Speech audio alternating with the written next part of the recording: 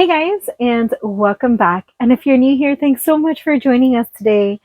It is day 8 of RV Cooking with Angie, and I think so far this whole first week has been simple, quick, and minimal ingredients. So I think we're going to stay with that theme. For us, it's Friday, so it's going to be a celebratory meal because yay, it's Friday, right? Um, and basically, I'm just cooking one thing. That's it. I'm cooking one thing and I'm pairing it with two things that we bought. So let me show you what it is that I'm making and we'll talk about how I'm making it. So our steak of choice are ribeyes. And look at all the marbling on these. My goodness gracious. And they were on sale. So who doesn't love a sale? $15.79 and $13.59. And they're huge and they're beautiful. So we're going to make some ribeyes. All we're seasoning it with is pink salt. That is it. We're going to pair it with an avocado. So we'll each have half of a Hass avocado. And then one of the favorite things that we love to pair the ribeye steaks with is seafood. Because, I mean, surf and turf, who doesn't love that? And this one is a seafood and shrimp salad. This one's from Winn-Dixie, as are the ribeyes. We prefer getting the ribeyes from Winn-Dixie over Walmart or Publix, and Publix does have a seafood salad as well. Theirs we do like also. So let's get to cooking. I'm going to open this up. I am going to season it generously with salt on both sides. We're going to sear it. And then after searing it, we are going to stick it in the oven. So when we lived in a sticks and brick, this was our method of always making the ribeyes. It always started with Lou, and then I picked up from her technique and started doing it. She'd always sear it stovetop and then stick the pan in the oven. Thankfully, the pans that I have are oven safe, and we finally have an oven with a rig, so we're going to be doing it that way again. But prior to having an oven, for those of you that also have rigs that don't have an oven, we've been making our ribeyes steak stovetop the whole time as well until it was fully cooked, and or we would just throw it on the barbecue grill outside, which is the best way of making it. I personally love the flavor of charcoal over gas grills. So if you have that method, definitely do it. Otherwise, follow along with this method. On another note, this is going to be the first time in the last week that I am cooking with the bed open. So if you've seen our tiny rig in previous vlogs, you've always seen the Murphy bed up with the couch down. It's Friday. It's a lazy day. We decided to leave the bed down. And for those tuning in for the first time, I do live in a tiny space. We have a 19-foot travel trailer, 15 feet inside. That's the kitchen behind me. On this side is our entrance, fridge, and bathroom. Across from the kitchen is our dinette, which is also my working space. We have two chihuahuas in the background that are very badly behaved. And then in the daytime, that's a living room with a couch. Nighttime, it's the bed. Let's get to cooking. Okay, so let's go ahead and open up this packet.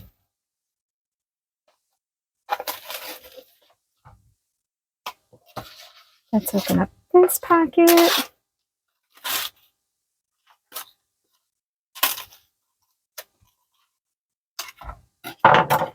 Grab our salt. I don't know why I did that. And let's go ahead and season it very generously. On one side. I don't remember if these were bone-in or boneless. I typically go with boneless. Yeah, these are boneless. USDA choice boneless ribeye steaks. Flip it. Flip it. That's my hand before I touch the thing again. And here we go with the second layer of salt.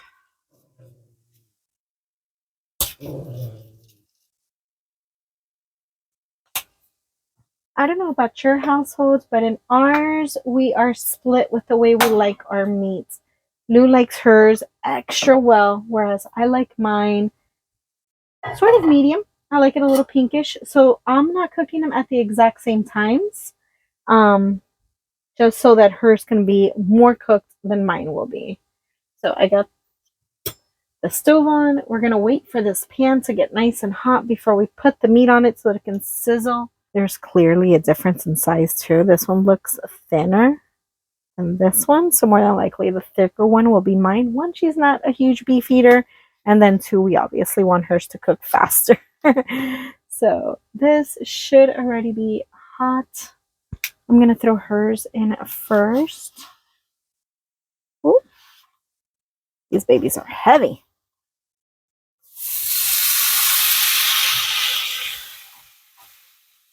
I'm going to press down because I want to make sure that the entire steak is touching the surface.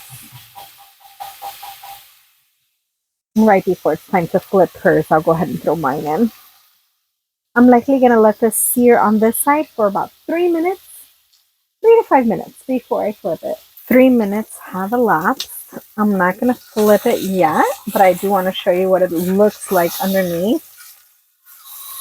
Look how crispy that is. I'm going to leave it like this just because I'm going to throw mine into sear now on one side and let hers continue cooking a little bit more. Oh, there's Alexa telling me it's been 3 minutes. Alexa, stop. Get mine to touch the pan fully. Let's just keep cooking a little bit more. Alexa, set a timer for 3 minutes. And then I'll go ahead and flip both of them at that time. Alexa, stop. So it's been a total of 6 minutes for Luz. We're flipping it. Look how beautifully seared that is. 3 minutes for mine. I'm flipping it. We're going to let this sear on the other side now before sticking it in the oven. Alexa, set a timer for 5 minutes. For how long? 5 minutes. 5 minutes. Starting now. I honestly don't have much in here. I usually store in the oven exactly what it is that I use for the oven. So I have my cake pan. I have a little mini cupcake pan, a mini cookie sheet, which is a little too mini. I need to order a bigger size one, but not a standard size because this is a smaller oven. So this will come out for now. And let's go ahead and start turning on my oven so I can start preheating. I am going to put it, first I need to put on the pilot and count about 20 seconds before I flip it on. All right, it's on. Excellent. So I am going to put it at 350. Let that start warming up.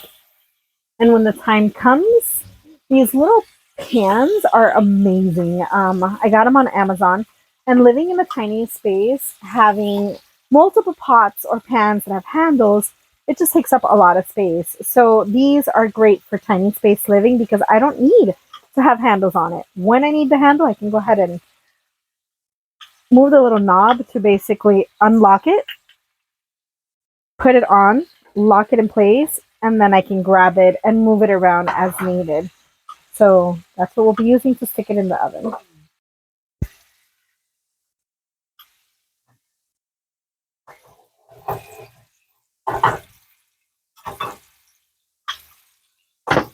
All right, there's Alexa.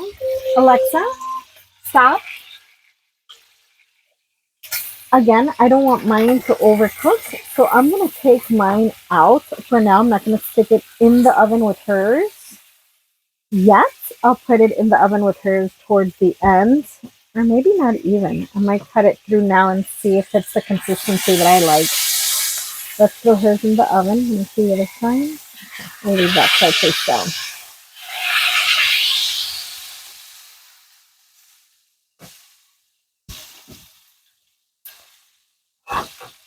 And it's been a very long time since we've done it this way because we haven't been in a sticks and bricks for quite a few years now.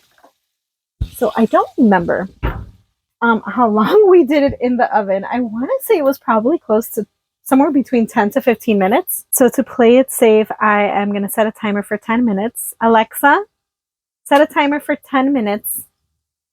10 minutes, starting now. And then basically we'll know from the way it looks if it's extra well done or not. About that time, the 10-minute mark is when I'll stick mine in.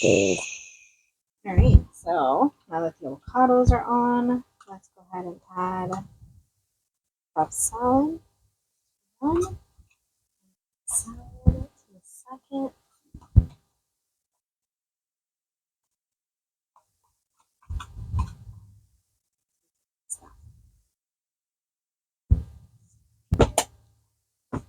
Oh, she is not eating it. Watch your hands. This is really hot. I know I moved it so that you could have more space. That's good.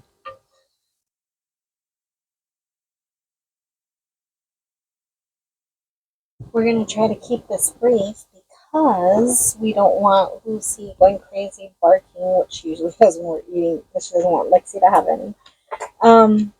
So let's try the steak.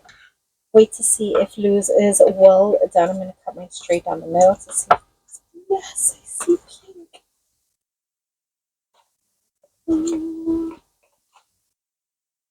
Beautiful. Beautiful. Let me show Mine you is guys. gray. You're good. Mine's You need gray. it more cooked. Show them mine.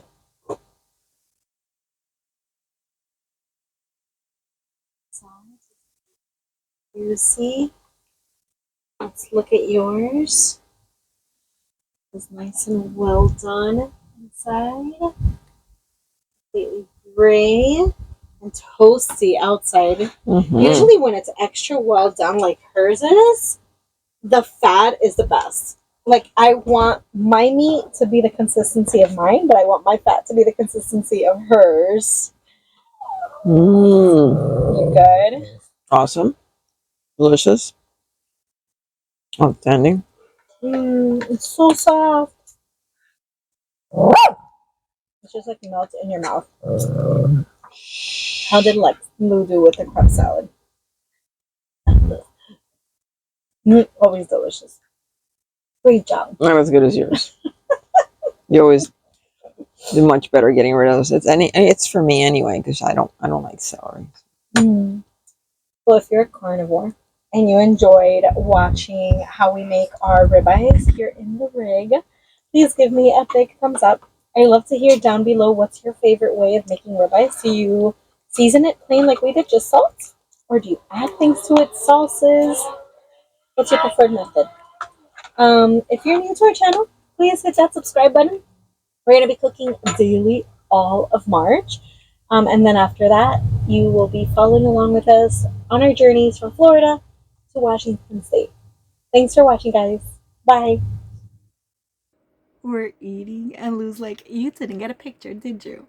And I sure didn't. You guys know from the last 7 vlogs, I'm like, okay, let me pause here so that I can get a thumbnail picture. I went directly into serving and directly into eating. If that doesn't say enough about me, I don't know what will. I'm a steak girl. I can eat steak every day. So this made me very happy.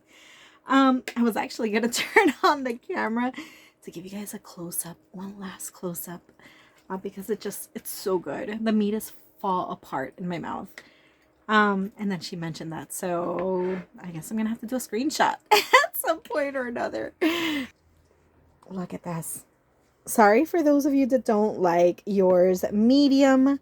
I absolutely do. It's so delicious, but it's perfect. It is absolutely perfect.